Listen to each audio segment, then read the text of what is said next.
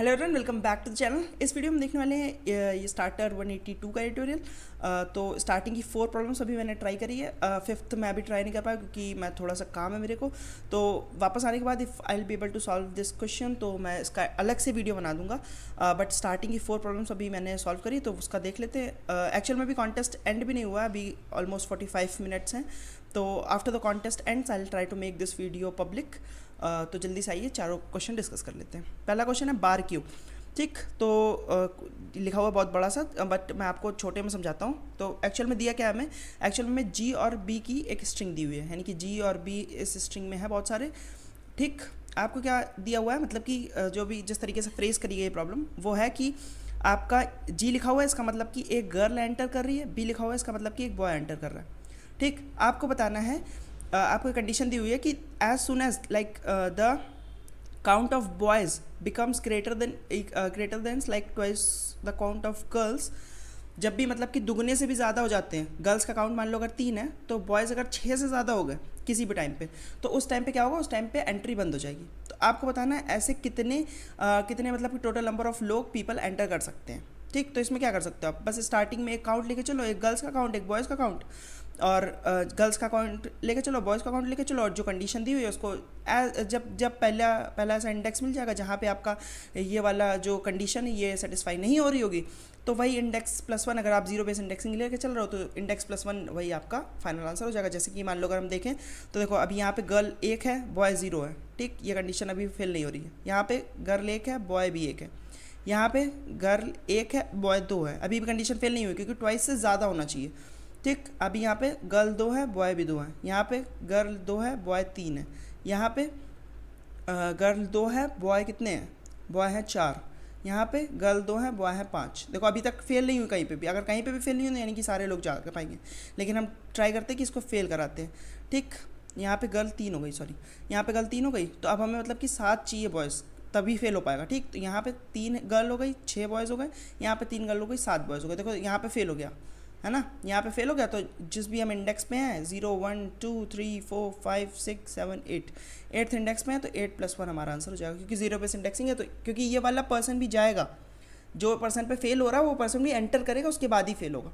ठीक, तो बस यही आपको करना था, एक प्रीफिक्स एक तरीके से बॉयज़ और गर्ल्स का काउंट लेके चलना था, और as soon as this condition fails, देखो मैंने वही किया, एक बॉयज़ और एक गर्ल्स का काउंट लेके चल रहा है मैंने। क्योंकि इंडेक्स नहीं लेके चलने तो मेरे को एक आंसर लेके चलना पड़ा है जिसमें मैं इंक्रीमेंट कर रहा हूँ कि कितने नंबर ऑफ पीपल एंटर कर चुके हैं।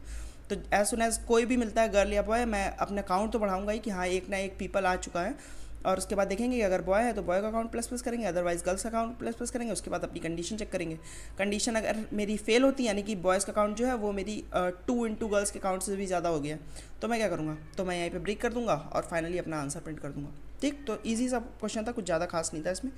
आइए सेकंड क्वेश्चन देखते हैं। दूसरा क्वेश्चन है कि देखो थोड़ी सी आपको ये डेफिनेशन जो है वो कठिन लग सकती है, बट क्वेश्चन एक तरीके से ये है कि आपको एक गार्डन दिया हुआ है। ठीक, एक गार्डन दिया, उसमें n फ्लावर्स हैं। ठीक, मान लो एक ये फ्लावर है, एक ये फ्लावर है, एक ये फ्लावर है, एक ये फ्लावर है, एक ये फ्लावर है। ठीक, क्या कर सकता है, जब भी फ्लावर खिला होगा, जब भी फ्लावर खिला हुआ होगा तो क्या है, एक आदमी है जो कि फ्लावर को तोड़ सकता है। ठीक, लेकिन वो एक ये चाहता है कि उसके उसके गार्डन में कभी भी के फ्लावर से कम फ्लावर ना हो, मतलब कि वो चाहता है कि एटलीस्ट के फ्लावर तो ऐसे खिले हुए होने चाहिए उसके गार्डन में। ठीक, तो अगर वो एक बार तोड़ लेता है तो क्या वो दोबारा खिल सकता है, हाँ दोबारा खिल सकता है। तो इसके लिए आपको एक टाइम दिया हुआ है, टी आई डिनोट कर रहा है time, sorry T0 T1 T2 T3 T4, यानी कि हर एक का एक टाइम दिया हुआ है कि वो कितनी टाइम में दोबारा खिल सकता है वो फ्लावर।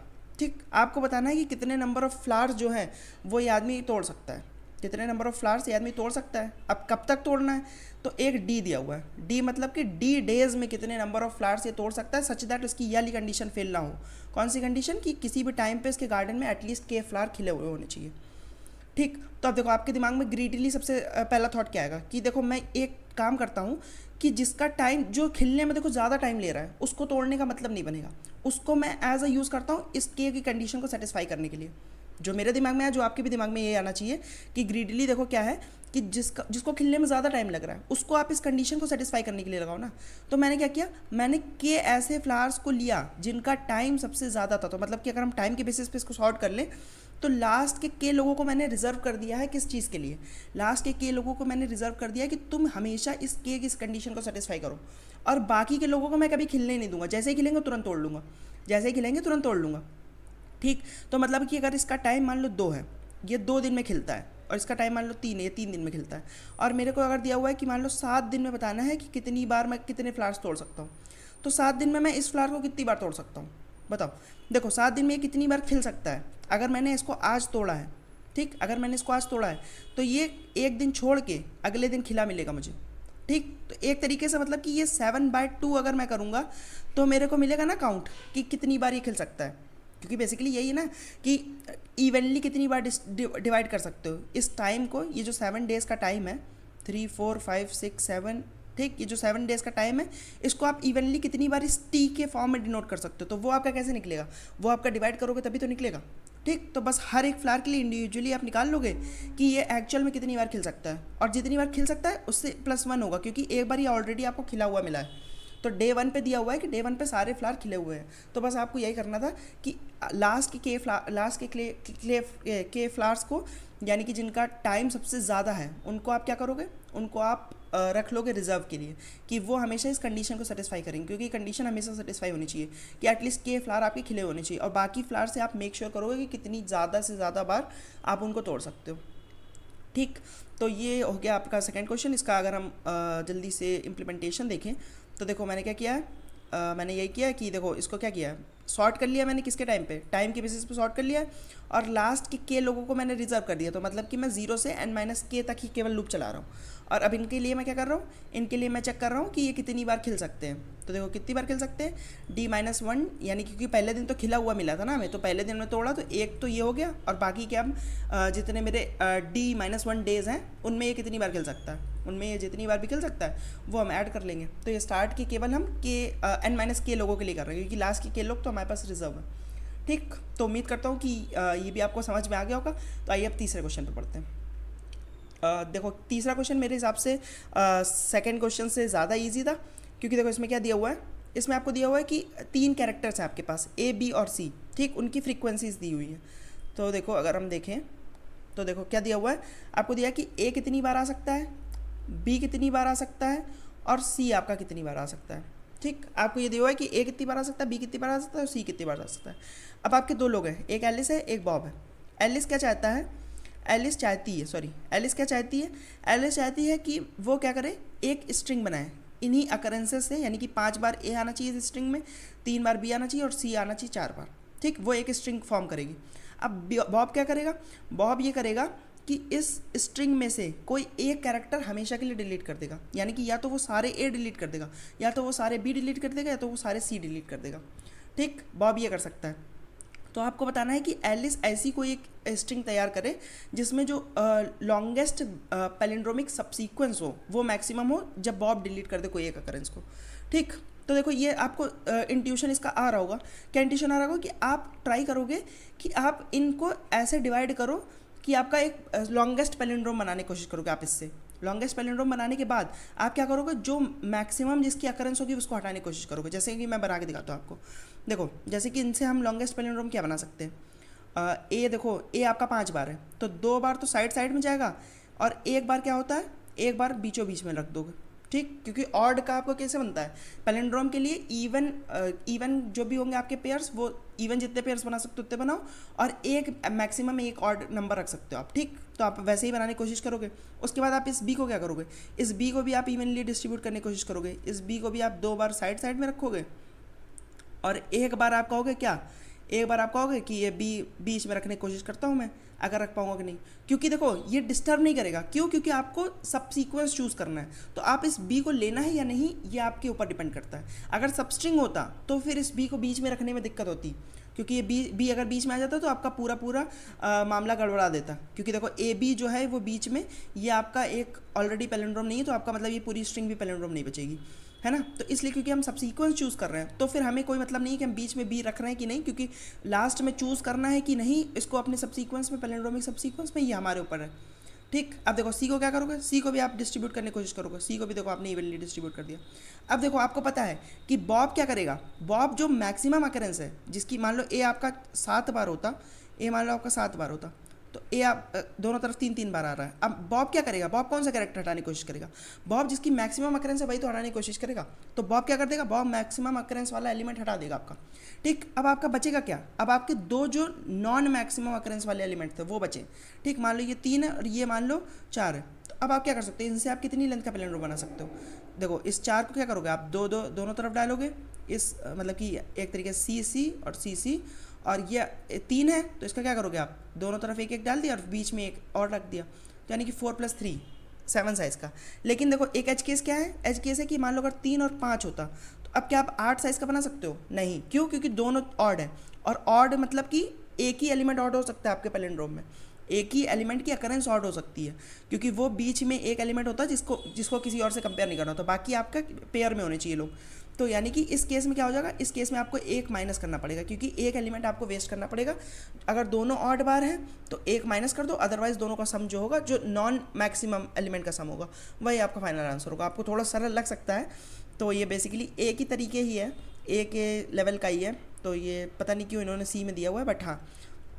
तो आप क्या करोगे, मैंने देखो इम्प्लीमेंट आप जिस भी तरीके से करना चाहो, आपको बस क्या करना है कि जो दो नॉन मैक्सिमम एलिमेंट्स, आप क्या कर सकते हो, इन तीनों को एक एरे में डाल के उसको सॉर्ट करके फिर फर्स्ट के 2 एलिमेंट्स उठा के उनमें से चेक कर लोगे कि ऑड अगर है कि नहीं, दोनों अगर ऑड है तो एक माइनस कर लो। मैंने क्या किया, मैंने वेरिएबल्स की तरीके लिया हो, तो मैंने पहले क्या कर लिया, पहले चेक कर लिया कि कितने total number of odd elements हैं, और टोटल मैंने अपना टोटल निकाल लिया, उसमें से मैंने मैक्स माइनस कर दिया। अब मेरा अगर जो मैक्स एलिमेंट है वो भी ऑड है, तो मैंने अपने ऑड के काउंट में से माइनस कर लिया। अगर अभी भी ऑड का काउंट 2 है, तो यानी कि मतलब मेरे दोनों एलिमेंट्स जो हैं वो ऑड हैं, तो मैं क्या करूँगा, मैं उनमें से एक माइनस कर दूंगा।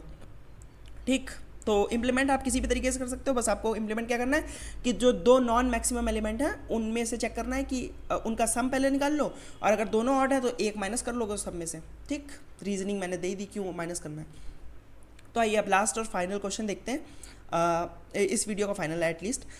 तो देखें ये क्वेश्चन क्या है, ये थोड़ा सा अच्छा क्वेश्चन है, इसमें आपको थोड़ा सा कंस्ट्रक्टिव तरीके से देखना है कि कैसे आप परफॉर्म कर सकते हो। तो इसमें क्या दिया हुआ है, इसमें भी आपको क्या दिया हुआ है, आपको बी और जी का मतलब कि बी और जी आपकी एक स्ट्रिंग में आ रहे हैं। तो अगर आप देखो तो बी बी मान लो जी जी जी बी बी बी, ठीक, लेट्स से ऐसी कोई स्ट्रिंग आपकी बनी हुई है। ठीक, आपको क्या बताना है, आपको बताना है कि आप एक एटमोस्ट एक ऑपरेशन परफॉर्म कर सकते हो। एक ऑपरेशन में क्या कर सकते हो आप, एक ऑपरेशन में आप किसी भी सबस्ट्रिंग को, कोई भी एक सबस्ट्रिंग जो होगी उसको आप क्या कर सकते हो, उसको आप रिवर्स कर सकते हो।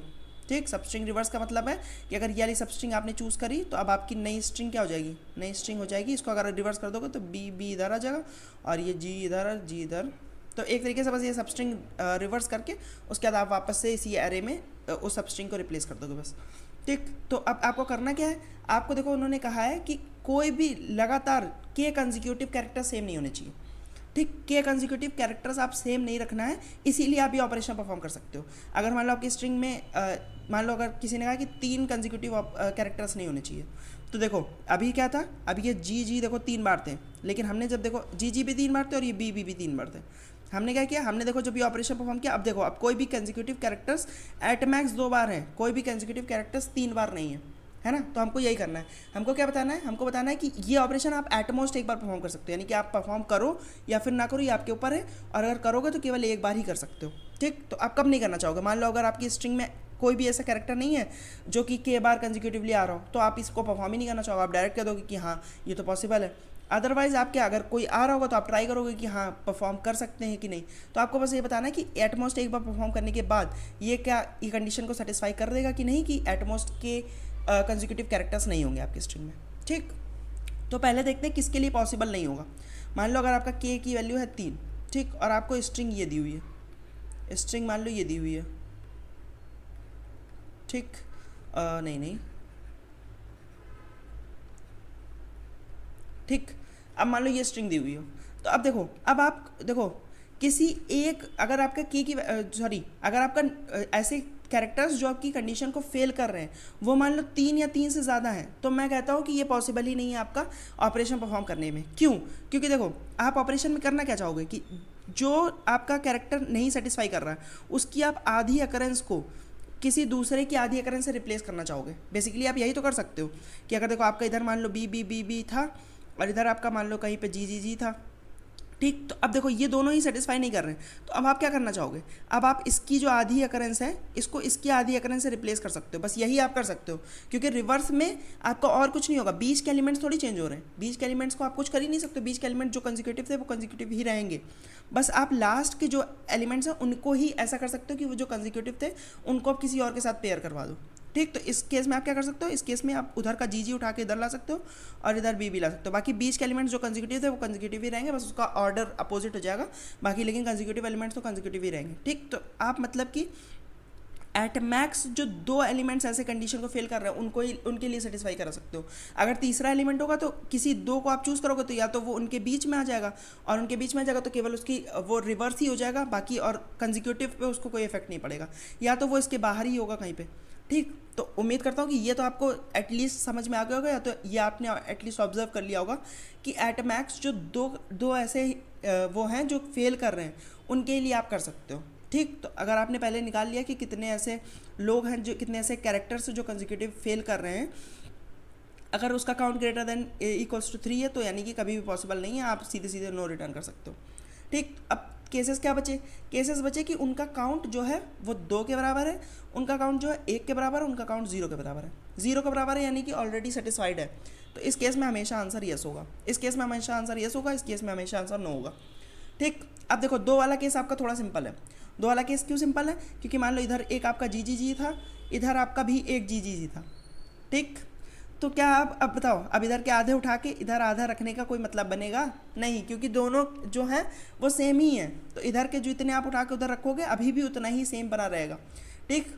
तो सबसे पहली चीज़ तो ये जो 2 लोग फेल हो रहे हैं ये दोनों अपोजिट होने चाहिए, यानी कि एक अगर बी है तो एक आपका जी होना चाहिए, एक अगर जी है तभी आप इधर के आधे उठा के इधर के आधों से रिप्लेस करोगे तो आपका कुछ फ़ायदा होगा, ठीक। तो पहली चीज़ तो दोनों अपोजिट होने चाहिए। दूसरी चीज़ क्या होनी चाहिए? दूसरी चीज़ होनी चाहिए कि किसी की भी लगातार जो अकरेंस होगी, अब देखो आधा उठाने में फ़ायदा कब होगा? मान लो आपका के की वैल्यू है जो 3 है, ठीक, के की वैल्यू 3 है। अब मैं कह रहा हूँ कि जो जी है आपका वो आपका 5 बार आ रहा है, वो आपका 5 बार आ रहा है, तो क्या आप कोई फ़ायदा होगा इस ऑपरेशन को परफॉर्म करने पे? नहीं, क्योंकि देखो अगर आप यहाँ से ब्रेक करोगे तो अभी भी 3 एलिमेंट्स तो उठ के साथ में जा रहे हैं ना, अगर आप इनको बी के साथ रख भी दोगे तो ये जी जी जी तो साथ में ही रहेंगे ना, अभी भी फेल हो रहा है। अगर आप मान लो कहोगे कि यहाँ से ब्रेक करके ये 2 उठा के इधर रखता हूँ तो मैं कहूँगा कि 3 यहाँ पे फिर छूट जाएंगे, तो मतलब कि 2k-2, क्योंकि देखो 2 लगातार 2 ऐसे आप डिवाइड करो कि अगर k की वैल्यू आपकी 3 है तो एट मैक्स एक तरफ 2 ही एलिमेंट होने चाहिए, ठीक। एट मैक्स एक तरफ 2 एलिमेंट होने चाहिए, तो 2k-2 से ज़्यादा नहीं होना चाहिए कंसेक्यूटिव किसी का भी काउंट, ठीक। तो 2 कंडीशन क्या होनी चाहिए k=2 के लिए, सॉरी k= नहीं, आपका जो वो था कि जितने नंबर ऑफ एलिमेंट्स जो आपका फेल कर रहे हैं मान लो उसकी वैल्यू x है, तो अगर ये ग्रेटर देन इक्वल्स टू 3 है तो हमेशा नो होगा, ये अगर इक्वल्स टू 0 है तो क्या होगा? तो हमेशा यस होगा, ये अगर इक्वल्स टू 2 है तो अब इस केस में क्या हो जाएगा? पहली चीज़ तो दोनों जो फेल कर रहे हैं वो होने चाहिए किसके? वो अपोजिट होने चाहिए, जो दोनों फेल कर रहे हैं वो दोनों अपोजिट होने चाहिए, और दोनों की फ्रीक्वेंसी क्या होनी चाहिए? जो दोनों की फ्रीक्वेंसी होनी चाहिए वो हमेशा लेस देन इक्वल्स टू होनी चाहिए 2k-2 से, ठीक। इसकी भी फ्रीक्वेंसी और इसकी भी फ्रीक्वेंसी जो होनी चाहिए वो दोनों की फ्रीक्वेंसी होनी चाहिए less than equals to 2k-2। अगर ये कंडीशन सेटिस्फाई हो रही है तो आप इसका आधा उठा के इसके आधे से रिप्लेस कर सकते हो, ठीक। ये आपका केस हो गया। अब x=1 जो 1 का केस है इसमें थोड़े से आपके सब केसेस आ जाएंगे।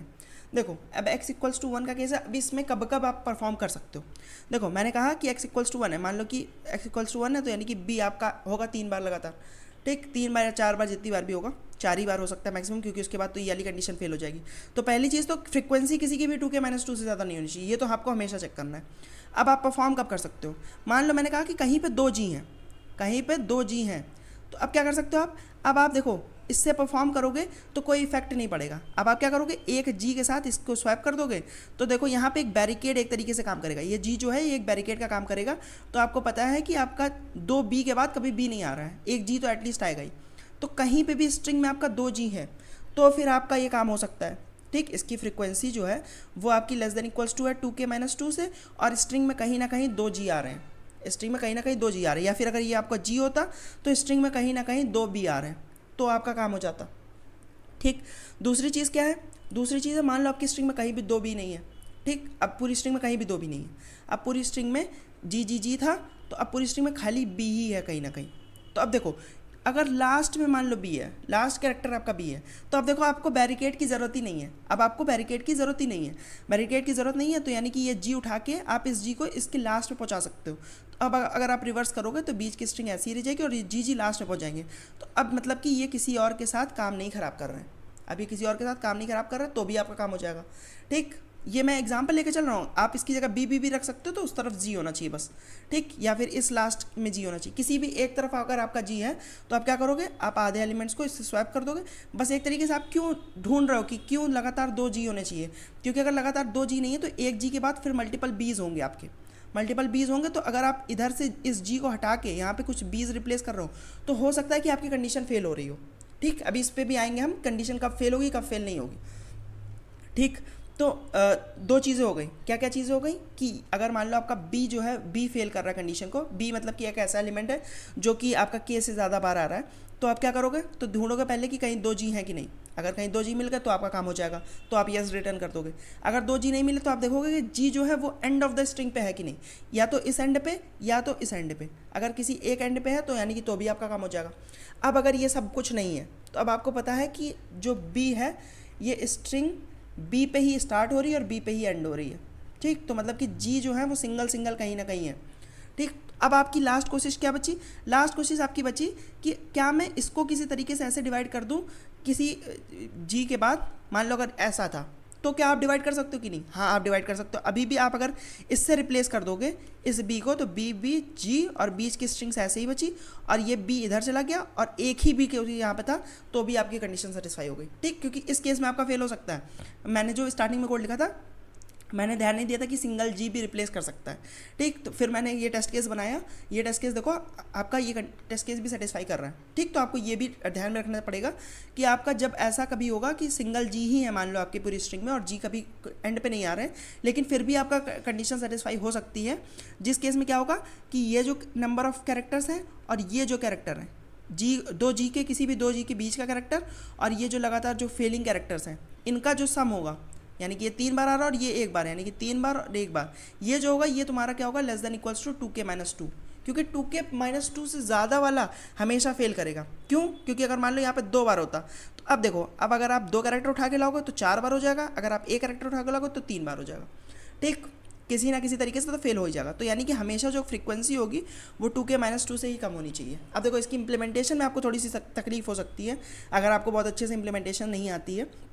बाकी देखो क्वेश्चन में आप देखो दिक्कत नहीं बची, क्योंकि आपको क्या चेक करना है खाली कि अगर मान लो बी इधर आ रहे हैं तो आपको चेक करना है कि इधर कहीं पे ऐसे कहीं 2g हैं जिनके बीच में जो बी आ रहा है वो बी क्या है, वो बी अगर इसके साथ सम करूँ मैं, ये 3 है, इसका सम आपको पता है, ये 2g के बीच का बी कितना है, 1 है। तो यानी कि इन दोनों का सम जो है वो अगर less than equals to 2k-2 है तो भी मेरा यस हो जाएगा। अगर ये सारी ही कंडीशन कोई भी सेटिस्फाई नहीं कर रही, यानी कि लगातार ना 2g है ना जी मेरा एंड पे है ना मेरे 2g के बीच में ऐसा कोई एक बी है जिसके साथ अगर मैं इसका सम करूँ तो वो 2k-2 से कम होगा, तो भी मेरा काम ख़त्म है।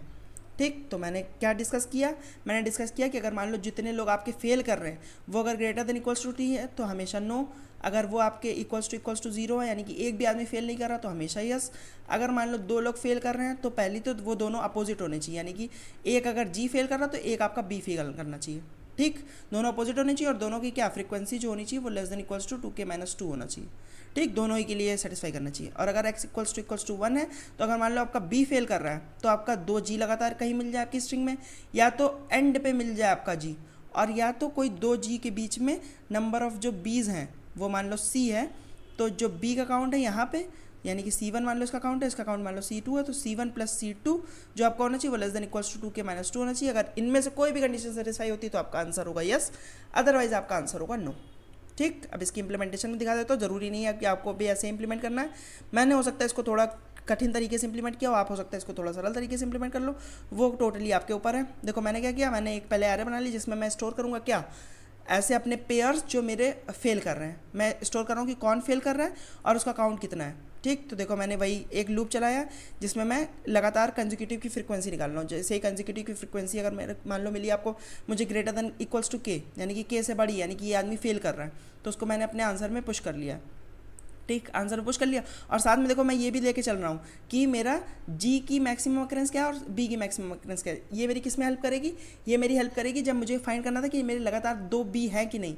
ठीक है, जो मेरा x इक्वल्स टू 1 वाला केस था, यहाँ पे मेरे को देखो चेक करना था ना कि लगातार 2 जी हैं कि नहीं, मेरी एरे में लगातार 2 जी है कि नहीं, ये मैं इससे चेक कर रहा हूँ। ठीक, इंप्लीमेंटेशन आपके ऊपर है टोटली।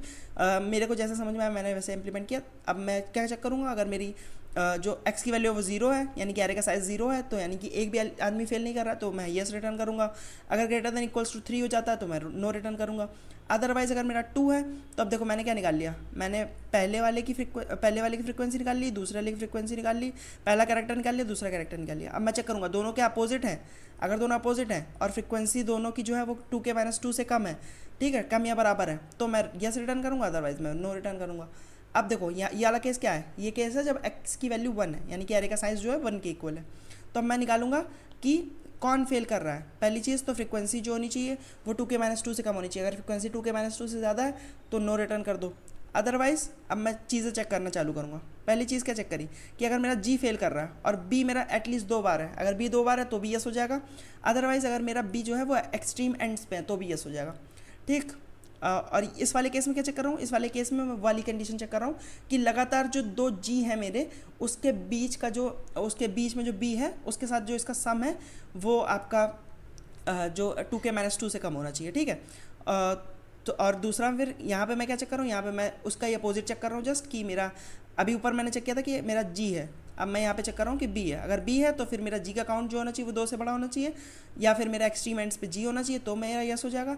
ये फिर मैंने उसका ही सेम जो यहाँ पे चेक किया था, इसमें क्या चेक कर रहा हूँ कि 2 बीस के मेरा बीच में जो जी होगा वो उसके साथ जो सम होगा वो 2 के -2 से कम होना चाहिए। अगर किसी भी तरीके से नहीं हो पाता तो नो रिटर्न कर दूंगा। ये नो है मेरा इसका जो फ्रीक्वेंसी मैंने चेक कर रही थी।